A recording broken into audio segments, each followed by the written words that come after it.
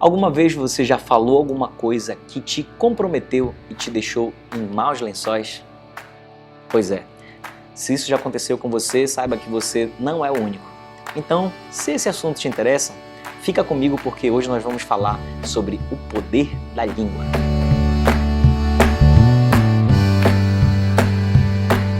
No livro de Tiago, no capítulo 3, de 1 a 17, Tiago fala sobre uma característica humana que todos nós temos, que é de tropeçar e cometer erros por causa de coisas que nós falamos, certo? Quem nunca fez isso? Pois é, eu também já fiz muitas vezes, certo? Agora, a Bíblia fala nesse capítulo que quem não tropeça é sábio, ou seja, é uma virtude admirável, né? Que é muito importante você aprender com o exemplo dos outros e muitas vezes segurar a sua língua, refrear a sua língua e não cometer algumas gafes, né? Não falar coisas que possam te comprometer. Então olha só, por isso que também no capítulo 1, versículo 19, diz a seguinte coisa. Tiago diz que nós devemos estar prontos para ouvir e tardios para falar. Muitas vezes a gente precisa saber calar, escutar e falar somente quando necessário. Tem gente que diz a seguinte coisa, eu falo tudo que eu penso, eu vou e falo tudo, falo mesmo. Tudo bem, você pode fazer isso, só que você não pode também fugir das consequências que isso pode trazer, certo? E é engraçado que nesse capítulo, durante essa narrativa de Tiago, ele fala algo muito interessante. Ele faz uma comparação da língua com o leme de um barco, o leme de um navio. Né? Que ele, apesar de ser pequeno, ele consegue controlar todo o navio, dependente do tamanho dele, consegue desviar, o navio enfrenta ventos, enfrenta ondas, e esse pequeno leme consegue controlar o navio. Assim também a nossa língua, esse órgão muito pequeno que fica dentro da nossa boca, ele pode controlar todo o nosso corpo e muitas vezes controla também o destino para onde nós vamos, ok? Então olha só, e é interessante que quando ele faz essa comparação com o leme do navio, eu me lembro de um acidente que aconteceu, que marcou a história da humanidade, que foi o naufrágio do Titanic, certo? Você deve saber disso. E segundo os estudos que fizeram das causas do acidente, não foi só a questão do iceberg, mas significa dizer que o leme que ele tinha era um leme muito pequeno. E esse leme não conseguiu fazer com que o navio desviasse do iceberg. Isso me faz refletir em cima do que o Tiago está dizendo aqui, que também nós não podemos deixar de utilizar a nossa língua. Nós não podemos ter uma língua muito pequena ou falar pouco demais para manifestar as nossas opiniões. O que nós precisamos é ter sabedoria. E é interessante que Tiago ele vai falar de uma sabedoria que vem do alto. Nós vamos falar sobre isso.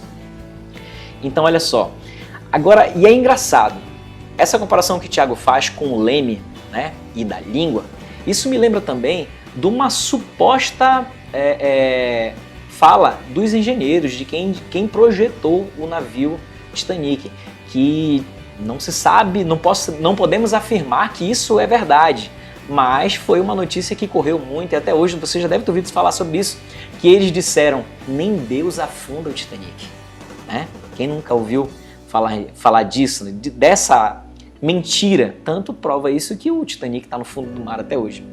Agora, engraçado, essa comparação, a língua, né, que é um leme, Tiago fala isso aqui, e como eu estava dizendo, quando eles analisaram as causas do acidente, diz que o leme que o navio Titanic tinha, ele era muito pequeno e não foi o suficiente para fazer com que ele conseguisse desviar do iceberg. E por conta disso, o navio foi profundo, como nós conhecemos, né? Significa dizer que o poder dessa palavra que foi lançada trouxe uma consequência negativa para eles.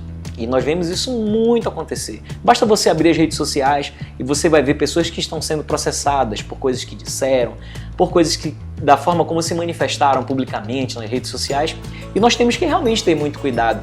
E só a sabedoria do alto, só a sabedoria de Deus pode mostrar para nós como nós devemos utilizar a nossa língua e aonde nós devemos falar. Então olha só, e é engraçado que ele fala nessa palavra que a língua ela tem o poder de contaminar todo o nosso corpo. Você já imaginou o que é isso? É engraçado também que Jesus ele concorda com isso. Lá em Mateus capítulo 15, no verso 11, ele diz que o que contamina um homem não é o que entra na sua boca, mas o que sai dela. Você já imaginou o que é isso? Às vezes a gente fica com nojo de certas comidas, coisas que as pessoas comem. E Jesus falou isso por quê? Porque naquele contexto existiam várias restrições do que o homem, do que o judeu não poderia comer, que seriam animais impuros, né? E Jesus traz essa novidade para eles, né? Diz a seguinte coisa: olha, o que contamina o homem não é o que entra na sua boca, mas aquilo que sai. Então Jesus mostra aqui que nós podemos construir coisas ou destruir coisas com aquilo que falamos. Nós podemos nos contaminar, inclusive, com coisas que falamos. E isso é uma realidade, porque o que a gente coloca para fora traz sempre consequências. Podem ser boas ou podem ser ruins, certo? Agora, olha só. Quando Deus criou o homem, Ele deu uma característica para o homem. Da seguinte coisa: você vai dominar sobre toda a terra. Ele nos colocou acima para dominar todos os animais, todas as espécies, o homem consegue controlar. Só que, segundo o que o Tiago fala pra gente aqui, que o homem não consegue dominar a própria língua.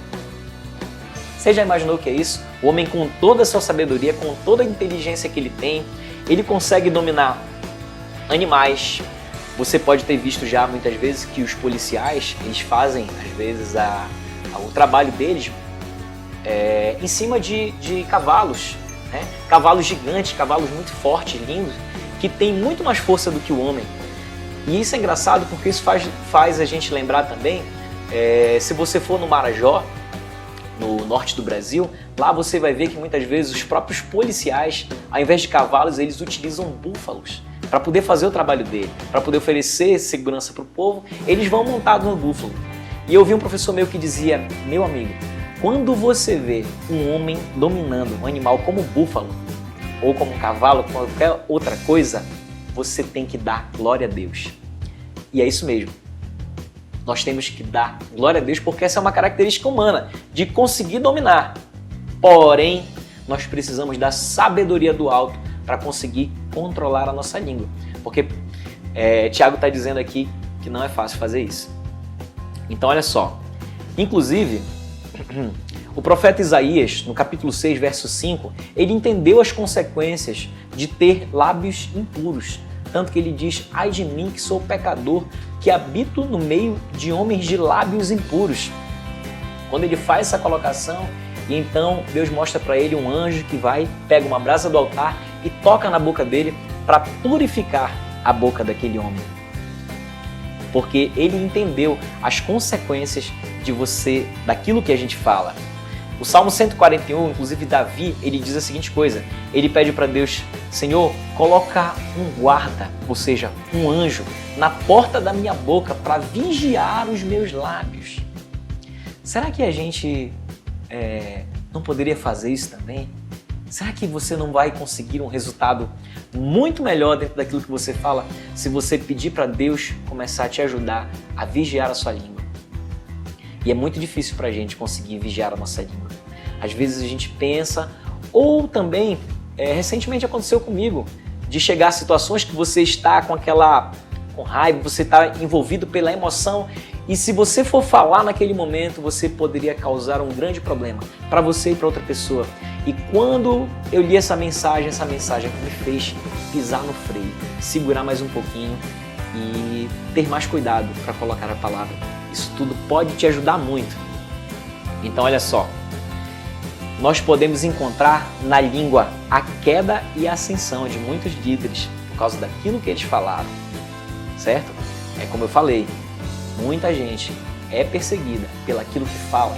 Tem gente que está indo preso por causa daquilo que fala, por muitas vezes manifestar a sua opinião. O que eu quero dizer não é para você deixar de manifestar a sua opinião, mas é para pedir sabedoria do alto para poder fazer isso. No verso 8 desse capítulo de Tiago, ele diz que a língua é indomável e carregada de veneno mortífero. Você já imaginou o que é isso? O poder daquilo que tu fala pode matar alguém, é verdade. porque tem pessoas que muitas vezes dão sentença de morte para os outros com palavras. Você quer um exemplo disso? Tem pessoas que às vezes tentam compartilhar sonhos com a gente.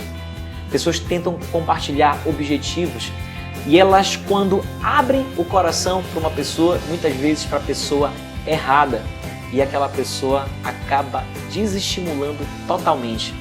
Ela não faz uma crítica construtiva, a intenção dela não é ajudar ou tentar contribuir de uma forma. Tem pessoas que têm no seu coração inveja e falam justamente para você não conseguir fazer, para a pessoa não conseguir fazer. Você já tentou compartilhar o sonho com alguém e a pessoa te deu uma palavra negativa e fez com que você desistisse disso?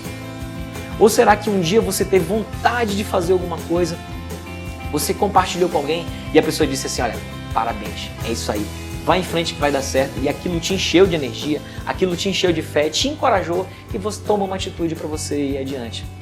Isso já aconteceu comigo também, tanto o bom quanto o ruim. Agora olha só, no verso 9 e 10, Tiago diz que da nossa boca, né, nós proferimos bênçãos e maldição. Você já imaginou o que é isso? A mesma boca que você usa para abençoar pessoas, para encorajar pessoas, você pode também lançar maldições para a vida daquelas pessoas. Eu acredito que talvez você esteja carregando ainda até hoje algumas mágoas, algumas marcas, né, de pessoas que falaram coisas contra você, que isso te machucou, que isso te feriu e muitas vezes nos paralisou. E é interessante, tem um professor chamado Mário Sérgio Cortella, que ele fala a seguinte coisa, que nós devemos ter raízes e não âncoras. Então é importante, porque as raízes nos nutrem, mas as âncoras, elas nos paralisam. E às vezes nós falamos coisas, ouvimos coisas, que muitas vezes, em vez de elas nos enraizarem, nos dar força, elas tiram nossa força, elas nos paralisam, nos deixam ali realmente estacionados. Tiago, na sua narrativa, ele também diz a seguinte coisa, que nós devemos saber de qual fonte nós pertencemos. Ou seja, não pode jorrar da mesma fonte água doce e água salgada. Não pode, por exemplo, uma figueira produzir azeitonas, nem a videira produzir figos. Nós devemos saber aonde está a nossa fonte, que tipo de árvore nós somos, porque Jesus diz também que é dos frutos que nós conhecemos a árvore. Ele diz aqui, Tiago diz que é impossível uma fonte que jorra água doce, jorra água salgada e vice-versa. Nós precisamos entender quem nós somos. Será que eu sou uma pessoa boa? Será que eu sou uma pessoa ruim? Será que o que eu deixo fazer, o que eu deixo sair de mim são coisas boas? Será que tudo aquilo que eu falo contribui? Ou será que as coisas que eu estou falando, na verdade o que eu estou tentando é manipular? Ou será que o que eu estou tentando fazer é prejudicar pessoas? Vamos falar mais sobre isso aqui.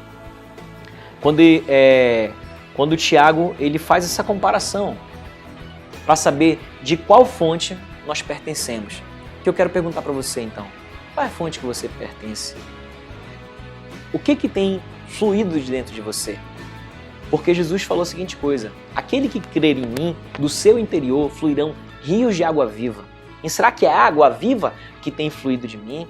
Ou será que essa água que tem fluído de mim, ela só serve para matar a minha sede? Será que essa água que tem saído de mim, ela só serve para ferir pessoas? Nós temos que entender aonde estão as nossas raízes. De qual fonte nós estamos tirando tudo aquilo que a gente fala. E existe uma fonte maravilhosa. Essa fonte é a Bíblia. Essa fonte aqui, ela vai trazer coisas maravilhosas e vai falar muito de você aqui. Você sabia que ela fala de você também? Ela pode te ajudar? Ela é um manual de instruções para a tua vida. Então, olha só. Então, qual é a dica para resolver tudo isso? O que eu posso fazer então para conseguir controlar a minha língua, para conseguir falar a coisa certa? Tiago capítulo 1, do 5 ao 6, ele dá essa dica.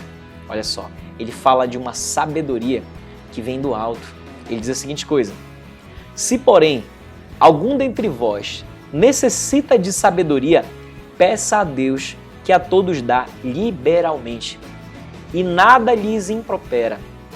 E ser-lhe-á concedido, Peça, porém, com fé, em nada duvidando, pois a dúvida é semelhante à onda do mar, impelida e agitada pelo vento. Não suponha esse homem que alcançará de Deus alguma coisa. Olha só, que interessante, né?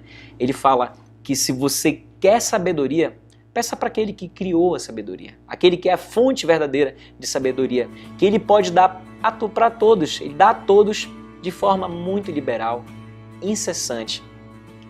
E basta pedir que será concedido. Mas ele diz a seguinte coisa: peça com fé, em nada duvidando, pois a dúvida é semelhante à onda do mar, impelida e agitada pelo vento. Não suponha esse homem que alcançará de Deus alguma coisa. Significa que quando a gente pede sabedoria para Deus, mas a gente tem dúvida se Ele realmente vai dar pra gente, nós somos como esse homem aqui, ó, que ele é como uma onda do mar, agitado pelo vento. Se você acredita que você vai estar pedindo a sabedoria para Deus e tem dúvida se Ele vai te entregar, qualquer vento, qualquer instabilidade na tua vida vai fazer com que você balance, vai fazer com que você seja uma pessoa instável. E se você tiver dúvida, nem espere que você vai receber alguma coisa de Deus, porque você não recebe. Então, ele diz aqui, porém, peça com fé. Nós temos que pedir com fé essa sabedoria que vem do alto, para não somente dominar os animais, não somente dominar a profissão que você tem, a profissão que você faz, mas para saber também dominar a sua língua, que é um órgão muito pequeno, mas capaz de conduzir todo o teu corpo. No verso 14, de 14 a 16, diz a seguinte coisa, olha só. Se pelo contrário tendes inveja, amargura ou sentimento faccioso, nem vos glorieis disso, nem mintais contra a verdade. Essa não é a sabedoria que vem do alto. Ela é antes terrena, animal e demoníaca. Pois onde há inveja, pensamento faccioso, ali há confusão e toda espécie de coisas ruins. Olha só. Inveja, amargura, pensamento faccioso. Será que muitas vezes nós temos inveja das pessoas e falamos coisas para feri-las? Legal, se você já fez isso, reflita em cima do que Deus está falando aqui para gente. Ele está dizendo que isso é terreno animal e demoníaco. Você consegue imaginar isso? Que quando você está no meio dos seus parentes, quando você está no meio do seu trabalho, no meio de amigos, e você começa a manifestar palavras de inveja, de fofoca, de inimizade entre as pessoas, eu quero te dizer que você não está sendo nem um pouco inteligente quando você faz isso. A Bíblia diz aqui que você está sendo usado por uma sabedoria que não vem do alto. Você está sendo impelido por algo que é terreno, que é animal e que é demoníaco. Quando a gente olha para essa palavra dizer que algo é demoníaco, gente, precisamos dar muita atenção para isso. Ter muito cuidado com tudo aquilo que a gente está falando. Começar a vigiar a nossa língua, porque às vezes a gente está no meio de pessoas e a gente começa a falar mal de alguém e às vezes alguém que está te ouvindo falar mal de uma pessoa, aquele assunto é agradável e ela começa a concordar contigo também. Isso é algo que a gente tem que ter muito cuidado, porque a Bíblia está me dizendo aqui que isso é terreno, animal e demoníaco. E aqui Tiago vem nos ensinando, né, como nós devemos fazer para frear a nossa língua. O verso 17 deixa bem claro quando ele diz assim, que a sabedoria que ela vem do alto, ela é pura, pacífica, indulgente, tratável e plena de misericórdia, de bons frutos, imparcial e sem fingimento. Jesus ele diz que toda árvore que der bons frutos, ela é apedrejada. Então, aquilo que a gente fala, a sabedoria que vem do alto, ela vai trazer, ao invés de consequências ruins, ela vai trazer coisas boas para você. Quando você pede a sabedoria para Deus, com fé de que Ele vai te entregar, ela vai trazer esses frutos que nós falamos aqui. Ou seja, ela vai ser puro, vai ser pacífico, indulgente. Imagina que é você trazer palavras para pessoas que podem trazer paz. No meio de uma confusão, Deus quer usar você para com que você lance palavras de paz ali naquele meio, para acabar com a confusão. Deus quer te usar não para com que você inflame mais uma confusão, mas sim para com que você seja um pacificador no meio da guerra. Você já imaginou que você tem essa responsabilidade? Que você pode ser essa palavra de paz no meio da tua família? Você pode ser essa palavra de paz no meio da sociedade? E dentro dessa palavra, pessoas vão se alimentar daquilo que você falou. Frutos bons vão surgir a partir daí. E diz aqui que a paz que a gente semeia, ela é o fruto da justiça. E aqui eu quero finalizar essa mensagem fazendo uma comparação com você. Porque quando a gente pega uma semente e coloca ela no solo, eu quero te dizer que existe uma ordem natural de que ela cresça. Quando você coloca uma palavra boa no meio de uma sociedade, na história dos teus filhos, no teu lar, na tua casa, na tua igreja, quando você coloca uma palavra boa, uma palavra verdadeira, existe uma ordem natural. Toda semente colocada na terra, a ordem natural dela é que ela cresça, é que ela frutifique e que ela dê bons frutos. E esses dias eu aprendi com um grande amigo, o apóstolo Roberto Damasceno, que as árvores, as plantas frutíferas, elas se alegram em doar, elas se alegram em entregar o fruto. Eu recebi dele um pezinho de morango e ele falou da importância de quando aquela plantinha der os primeiros frutos, a importância de nós colhermos. Isso faz com que ela volte a dar outros frutos, porque ela se alegra em doar. Então que a nossa palavra, aquilo que Deus coloca no nosso coração, que a gente possa se alegrar em colher os frutos das coisas boas que a gente fala, de tudo aquilo que a gente semeia. Então que você possa entender que a sabedoria que você precisa ter na sua vida é uma sabedoria que vem do alto, para você conseguir controlar a tua língua, para você conseguir fazer bom uso dela, para com que você tenha uma palavra sábia, para com que você entenda as consequências do que você fala, mas não é para você ter medo não, é para você ter esperança na palavra que vem de Deus, é para você ter esperança em semear coisas boas na vida das pessoas. E tudo aquilo que você semeia, toda aquela esperança que você planta na vida das pessoas, que você tenha certeza de que irá dar bons frutos e que as pessoas vão se alimentar e que você vai se alegrar com tudo isso. Que Deus possa te abençoar. Ore, pense e reflita. Deus quer te abençoar. Cristão na videira, sem paredes, mas com raízes.